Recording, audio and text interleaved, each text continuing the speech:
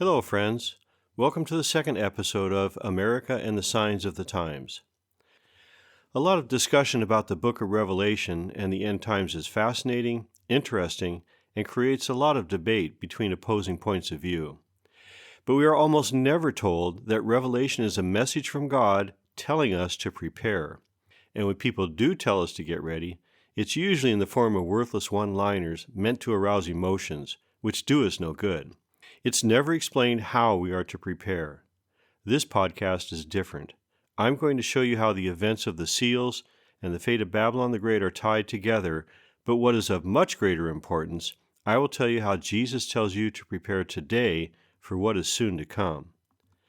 I need to explain something here. There are many different sides to the story of Babylon the Great, and I'm taking a direction that won't include some of the others. That's okay. It doesn't mean that I'm right and they're wrong, or that they're right and I'm wrong. It just proves that it's a big and complex subject. You also may not agree with some of the things I'm sharing, so I ask you to use this measuring method. The events unleashed by the four horsemen in Revelation, chapter 6, are upon us now. At no time in the past were the important pieces in place that would fulfill those prophecies. Today, like no other time in history, they are. Not in people's imaginations, not in science fiction books or movies or video games, not in a few more years. They are all here, right in front of you, now, today. This is the time you're living in. I'm also going to share with you the key which will unlock all the terrible events described in the first four seals. Jesus told the Pharisees that knowing what God was doing was as easy as predicting tomorrow's weather. And Paul told the Corinthians that now is the acceptable time. Today is the day of salvation. God wants us to pay attention to our daily lives, but He doesn't want us to be so consumed with them that we ignore the signs of the times. This podcast will help you to see those things, and what is even more important, what Jesus tells us about preparing ourselves and those closest to us. What would you do if you were in an absolutely dark place where there was no light, neither natural nor artificial? You know, darker than the inside of your pocket. That happened to me once. I was hitchhiking across the U.S., it was back in the day, and I got dropped off at some deserted freeway off-ramp where another hitchhiker was already trying to get a ride. Not many cars passed by, and it was starting to look like we would be there for a long time. Then, after a few minutes, a semi-truck and trailer pulled to a stop in front of us. There were two guys in the cab, and they offered to take us as far as St. Louis. Since there wasn't enough room in the cab for everyone, we'd have to ride in the trailer, which was empty anyway. When hitchhiking across country, there aren't many rides you'd refuse, and after they opened the doors, we threw our gear inside and climbed in. Then they closed the doors, and the trailer became absolutely, totally black. I literally could not see my hand in front of my face. Feeling the sides of the trailer, we made our way carefully to the front, sat with our backs to the wall, and settled down for the 3-hour ride. Those 3 hours became my definition of darkness. Nothing I have experienced since then compares to that total absence of light. The Apostle John, in the book of Revelation, describes a powerful country of the future which is suddenly destroyed and is literally plunged into darkness. Not until things can be repaired, but for eternity, because its destruction is complete and it will never return to what it once was. That country is called Babylon the Great. You should know that the death and destruction that is recorded in the first four seals in the book of Revelation, chapter 6, are not judgments of God. Rather, God is allowing man to follow his own destructive heart's desires. Some people have a problem with that. The fourth seal reveals that 1/4 of mankind is killed, and if we were to take today's population of 8 billion people, that would mean 2 billion dead. That is almost equal, but not quite, it's almost equal to the total populations of North and South America and Europe. And I'm saying that that's not God's judgment? Well, God certainly is in control of everything, but that doesn't mean that God does everything. He allows events that will move mankind to bring about His goals. I will explain later how the actions of the seals are obviously man's doings, as God gives man the freedom to act out his sinful nature. When God steps in with His judgments, there's no mistaking who's doing it. His judgments begin later with the opening of the sixth seal. We begin by looking at Babylon the Great, and as we see her power, wealth, and position in the world, we can't help but think that this country looks familiar. Could it be the United States of America? It all starts not with the first seal, but in Revelation chapter 17. Here is revealed the life and destruction of Babylon the Great. Babylon is the name given to a country in the end times that has come to dominate the world in a way that no other country ever has or could. You could say it was the modern version of ancient Babylon, which ruled a vast empire and took Judah captive. The first appearance above ground of the tender shoot that would become Babylon was after Noah and his family left the ark and began to repopulate the earth. It was mankind's post-flood realization that with unity of language and purpose, in God's word, in Genesis chapter 11, if as one people speak in the same language they have begun to do this, then nothing they plan to do will be impossible for them. In what may have been a little more than 100 years since the floodwaters of Noah receded, based on timelines from Genesis, man had already drifted from God, and now his main focus was to, quote, make a name for ourselves. Divorced from God, man dedicated his energies to create a world of his own pleasing. Babylon the Great. Babylon the Great, which is also called the Great Prostitute, is described in Revelation chapter 18, verses 16 through 19. O great city, dressed in fine linen, purple and scarlet, and glittering with gold, precious stones, and pearls. Was there ever a city like this great city? O great city, where all who had ships on the sea became rich through her wealth. The words and pictures used here are from the years before 100 A.D. We're familiar with today's wording and vernacular, so it may be a little difficult for us to relate to this, thinking that it must be about some other era that doesn't use our style of speech. But the Apostle John was speaking in the language of his time, talking about events in the future, and maybe about our time. Why is Babylon called a prostitute? Well, it wasn't to insult her. We see in the Old Testament that the word was used to describe Israel when she turned from God to worshiping idols. And what was idol worship? Basically, it was demonic ideas and practices or rituals about how to have financial security, succeed in love, be cured from disease, have a healthy family, curse your enemies, and so on. And to be able to do that without God, who in reality was the only source of those things. God promised to take care of his people if they would obey him. They wanted all those things without needing to obey God. So they created their own system of worship and reward. They would bargain with their God in order to get what they wanted. The best known and worst example was the killing, sacrificing of children. When they had proved to their God that they were devoted to him by killing one of their own precious kids, he would supposedly grant their request for money, good crops, a promotion, getting out of debt, winning the lottery, or whatever. God labeled that prostitution and condemned it because it was a lie. It promised happiness and fulfillment, but never delivered, and instead separated people from God and brought them into bondage. Babylon is called not just a prostitute, but the great prostitute, because she is the sum or collection of all the ungodly efforts of man to acquire the blessings of God's creation, but leave God out of it. I'm not talking about the past. Babylon is still with us, and today is enticing the world and you and me to disconnect our lives from God and get our pleasures and needs fulfilled outside of our relationship with him. Your relationship with Jesus is the single most important thing you have. Don't neglect it, but take it to a deeper level than ever before. As we continue with this podcast, you'll see why I'm saying this.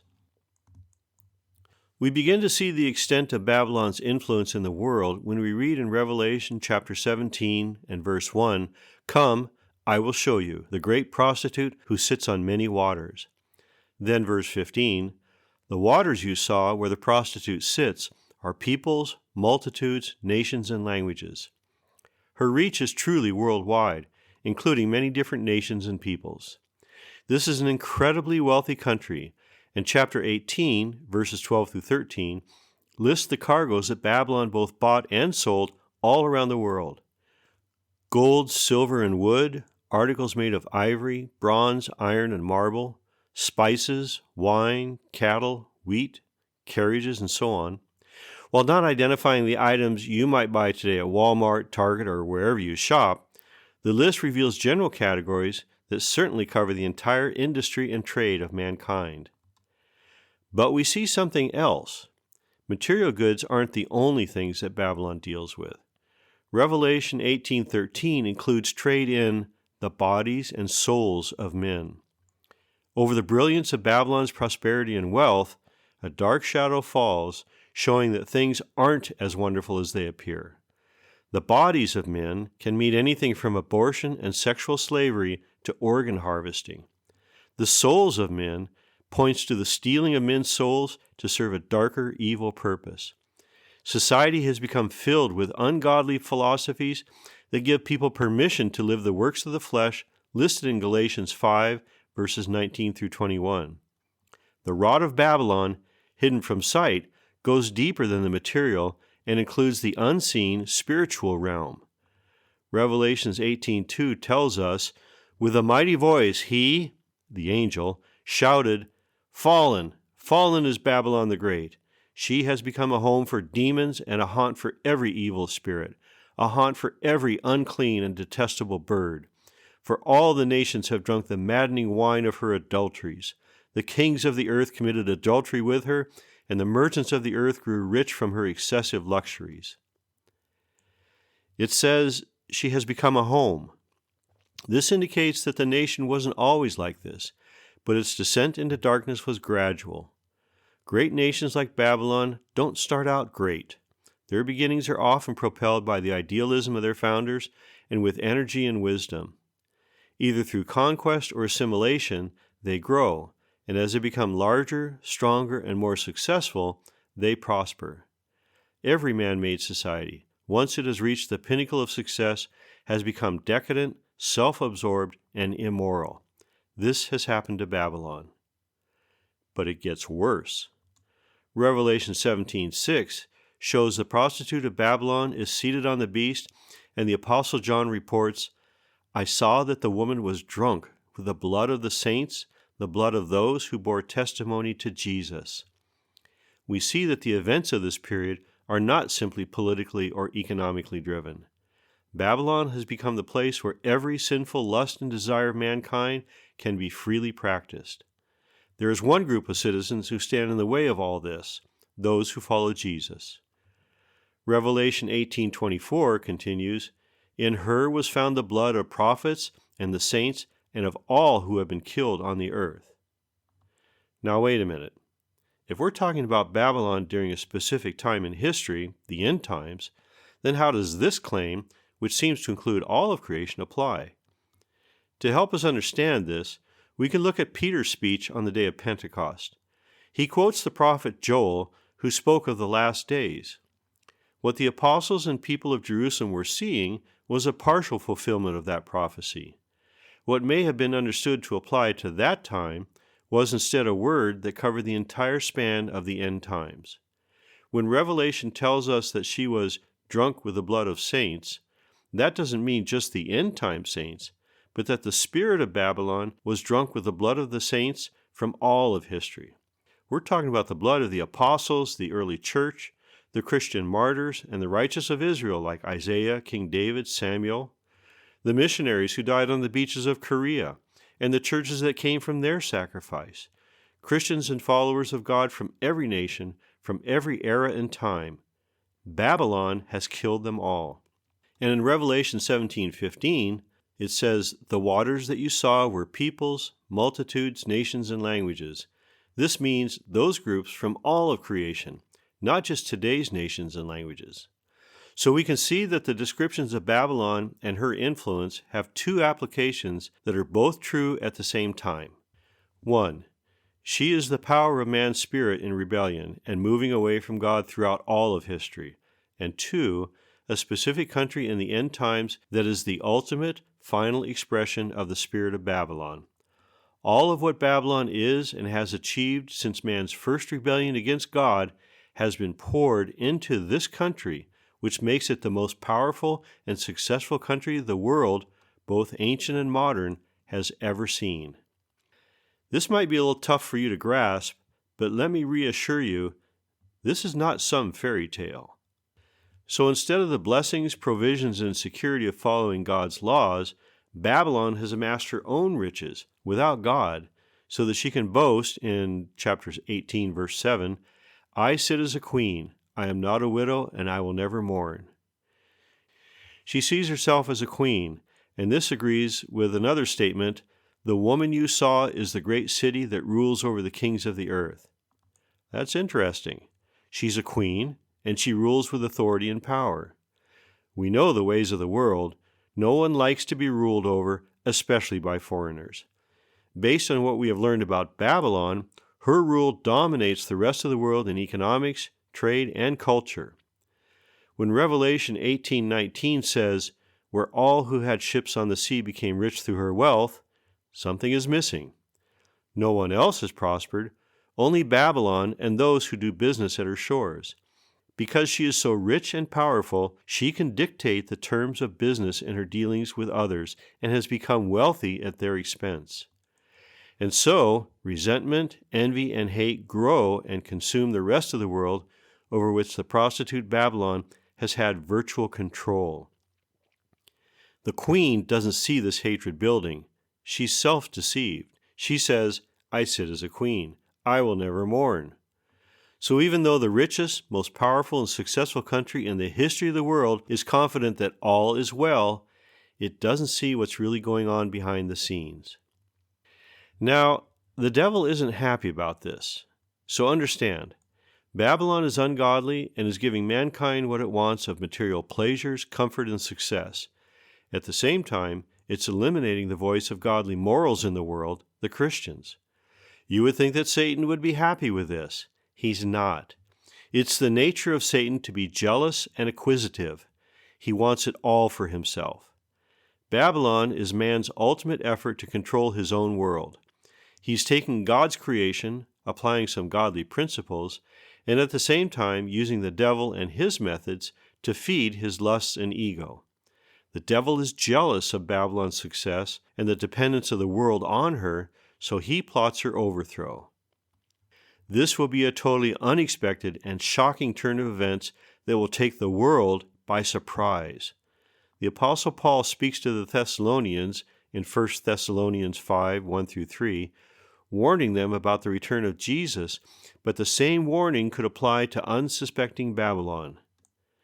Paul says, "Now, brothers, about times and dates we do not need to write to you, for you know very well that the day of the Lord will come like a thief in the night. While people are saying peace and safety, destruction will come on them suddenly, as labor pains on a pregnant woman, and they will not escape." Peace and safety. Babylon has become extremely rich and trades with nations all around the world. This kind of economic activity can only happen when there is peace and safety. Ship owners and merchants will not send their goods if there's danger of losing everything because of war or unrest. We saw that recently when the Houthis brought Suez Canal shipping to a halt with rocket attacks.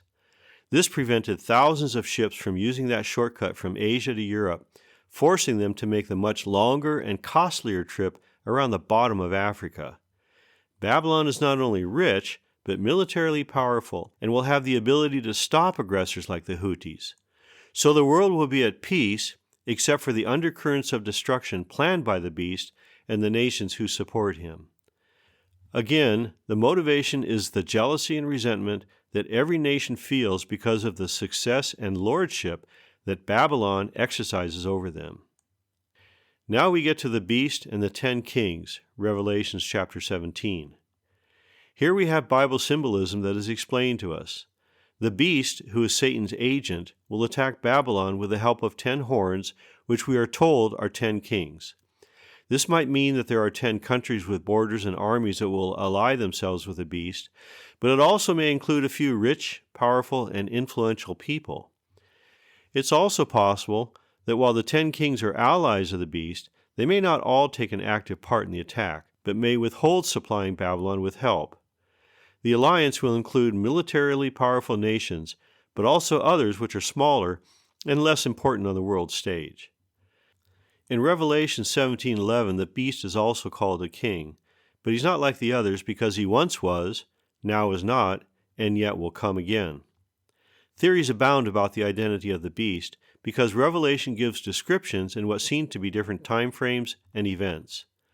The beast and Satan are not the same being, but share some of the same characteristics, since Satan gives the beast his power and authority.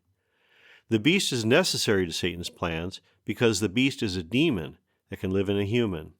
Satan, because he's an angel, can't. Satan lies to people and can influence the physical world, like with Job's afflictions, but having one of his servants actually occupy a human will complete his circle of power over mankind. When Revelations 13:3 tells us that one of the heads of the beast seemed to have had a fatal wound, but that fatal wound had been healed, this would indicate a human.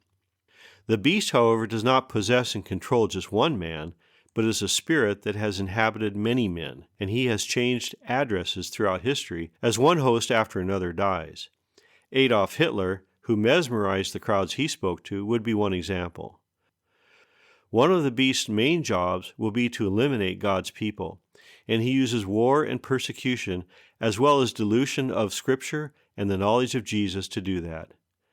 Because the Holy Spirit dwells in his church, when the church is gone, all goodness in the earth will leave with it. Satan hates the church because the church is stopping his plans to control the earth. He'll be glad when that obstacle is gone. Then the world will belong entirely to the devil and be in his total control. They launched their plan to finally destroy the city that they have come to hate. Revelation 17, verse 16. The beast and the 10 horns you saw will hate the prostitute. They will bring her to ruin and leave her naked.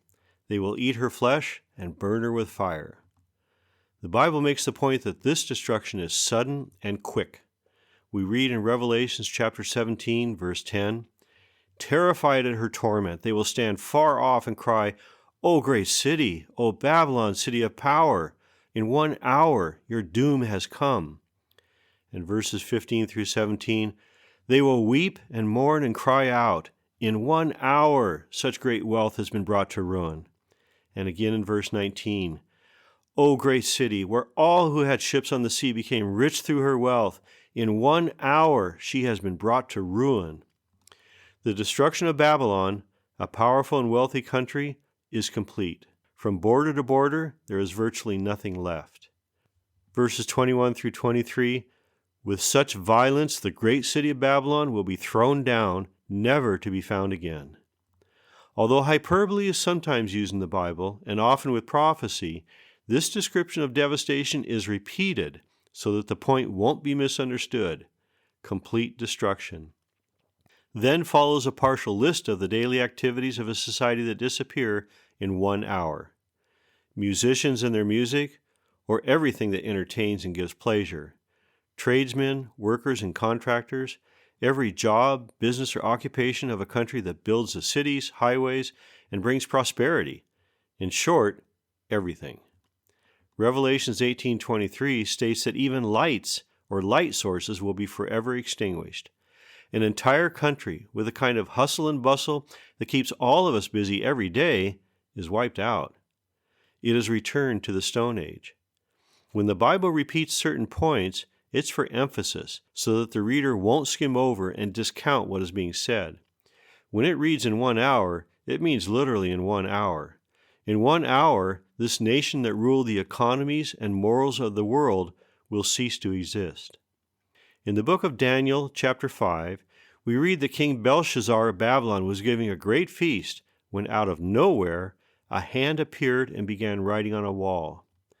It wrote the words, Mene, Mene, Tekel, Parsin. The king was so terrified that his knees knocked together.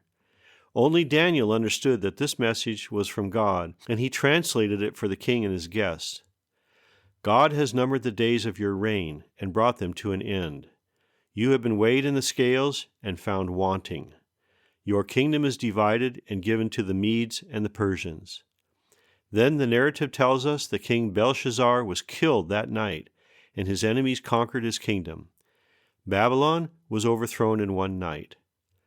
God has put so many clues in the Bible to show us what is to come, and this is another one. Ancient Babylon was destroyed in one night. The doom of Babylon the Great will be sealed in 1 hour. I can promise you that things are about to get a lot more interesting and honestly troubling. It seems that America does have a place in the end times, and the writing is on the wall. We will look at that next week. I can also promise you that God is in total control of not only world events, but your life, and if you are a follower of Jesus, the best is yet to come. I'll see you next week.